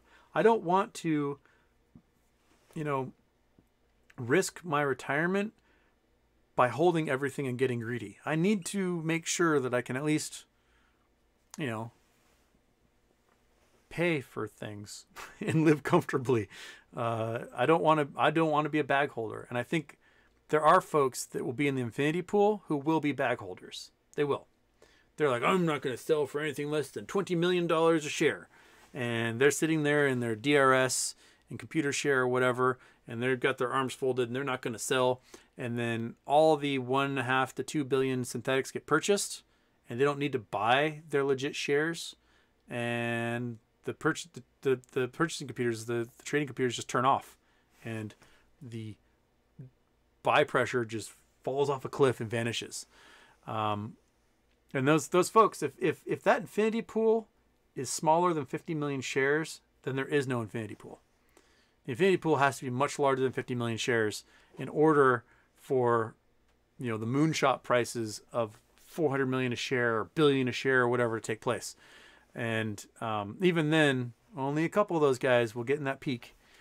Everyone else, will be somewhere along the bell curve off to the sides. But good question. All right. Tyler English, any thoughts about quantum computing and blockchain tech? Can't you just brute force every encryption known to man, including blockchain tech? Yes. A 2048-bit encryption would take a traditional supercomputer something like 300 years to crack. It would take an 8-flop quantum computer like 30 minutes. So if that's the case, then no one's passphrase on anyone's crypto wallet is safe. That it's going to get cracked. And yeah, so when these quantum computers are online running AI to target everyone's crypto wallets, that's when you're going to be running some trouble. You saw the thing about the guy that plugged in his dildo he bought into his computer to charge, and there was firmware that came with it, and then the firmware robbed him of all of his crypto holdings. Like, that's the future we're dealing with right there.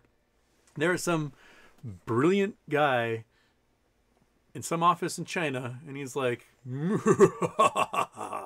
when this weeb plugs in his dildo into his computer, I will own everything. And it's a phishing thing. Like, not everyone is going to plug in their little dildo into their computer. We'll have a crypto wallet on there. But for those that do, you just got the 1 in 10,000 of them, and you drained them of everything they own. Good job. Good job.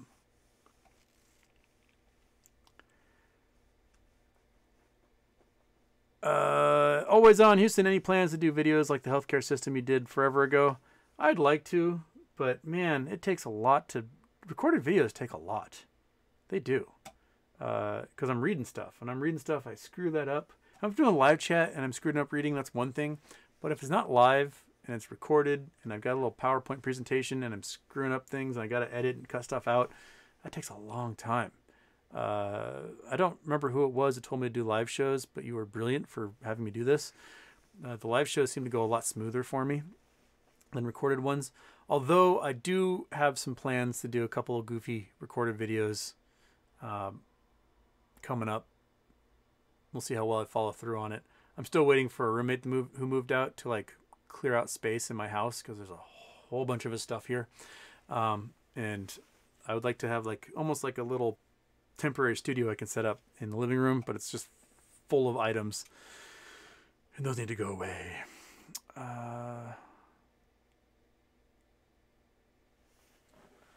Okay. Sean Alexander says partly cloudy in Austin. Storms don't come until Memorial Day. There you go. Okay. So at least that's what's happening in Austin. Julianne, Happy New Year, Houston. What do you think of automated warfare technology, good for mankind or the end of mankind? Rest in peace, Betty White. Ooh. I mean,